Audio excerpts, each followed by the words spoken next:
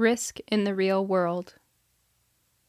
And when he had finished speaking, he said to Simon, "Put out into the deep water, and let down your nets for a catch." And Simon Peter answered, "Master, we worked hard all night and caught nothing, but at your bidding I will let down the nets." And when they had done this, they enclosed a great quantity of fish, and their nets began to break.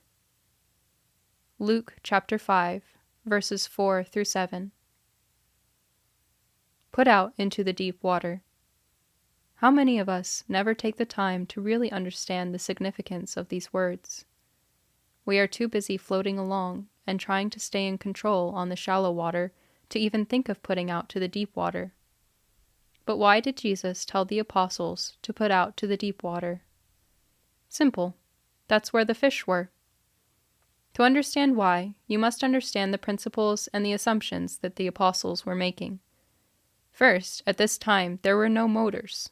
When you were on the water, you were at the mercy of the wind and the elements, and the further out you went, the more this was true, and the less the chance that you were going to make it back to the shore.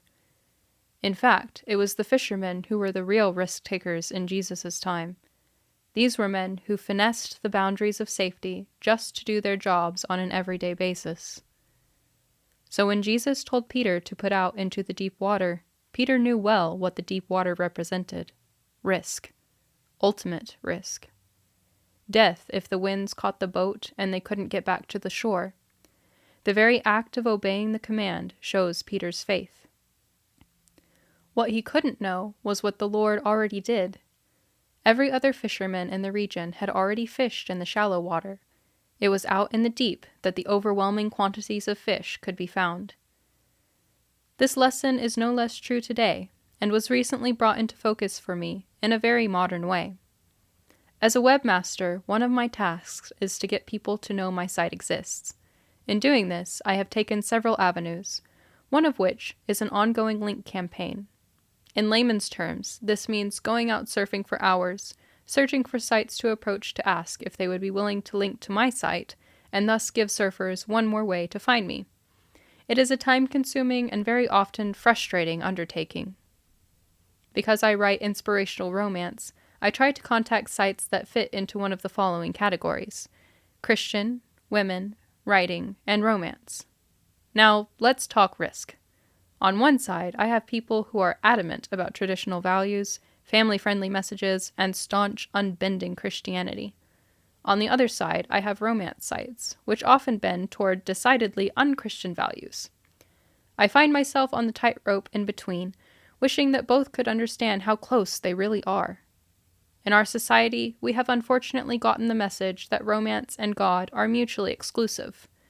The reason, of course, is that romance is equated with sex outside of marriage, and God condemns these kinds of practices. The very fact that I choose to write inspirational romance should tell you that I don't buy into this myth. To me, there is nothing more holy than a man and woman who have committed themselves to each other through God's love.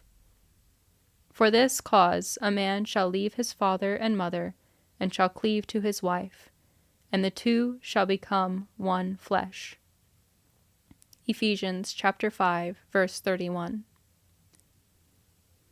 The problem is, too many who equate romance with prurient sex base the opening days of a relationship on sex, and believe that they have to because everybody else does.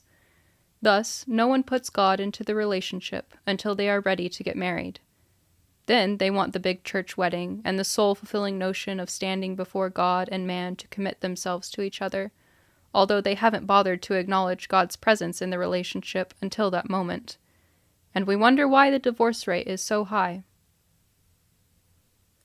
Wouldn't it be far better to promote a message that encourages couples to invite God into the relationship from the very beginning, trusting in Him to guide both partners, and believing that if it is meant to work in His great plan, it will? This is the message that I'm trying to get out. However, this is not a message that is even an option on many sites labeled romance. Nonetheless, because I believe this is an option that no one should go into a relationship without being exposed to, I try to put my site link on pages that promote romance, which means they are listed on pages with the romance equals sex idea. This upsets some of the Christian sites that I approach. Now, I'm not saying this message is on my site. It is in linking to sites that have this on their sites that I get into trouble. Of course, my other option is to absolutely not allow any site with anything resembling this message linking with mine, knowing that my link won't be on their site because of this policy, and thus will not be on many, if any, romance sites. Thus, when someone searches for romance, their options will be only those sites which relate to pleasure at its basest, with no mention of God or how truly beautiful real romance with God in the center can be. Maybe it's me, but I think this is sad. And so I am left with the choice of preaching only to the choir or going out in the deep, knowing the risks I'm taking, but feeling that Christ is in fact in my boat and will get me safely back to shore. It's a risk I'm willing to take for all those poor souls out there who see no connection between God and romance. To me, that would be a terrible place to live. 2002. Reflections on Life, written by Staci Stallings. Copyright Staci Stallings 2005. Narrated by Michaela Acker. Production copyright Staci Stallings 2023. Like and subscribe to the Staci Stallings YouTube channel so you never miss a second of the story.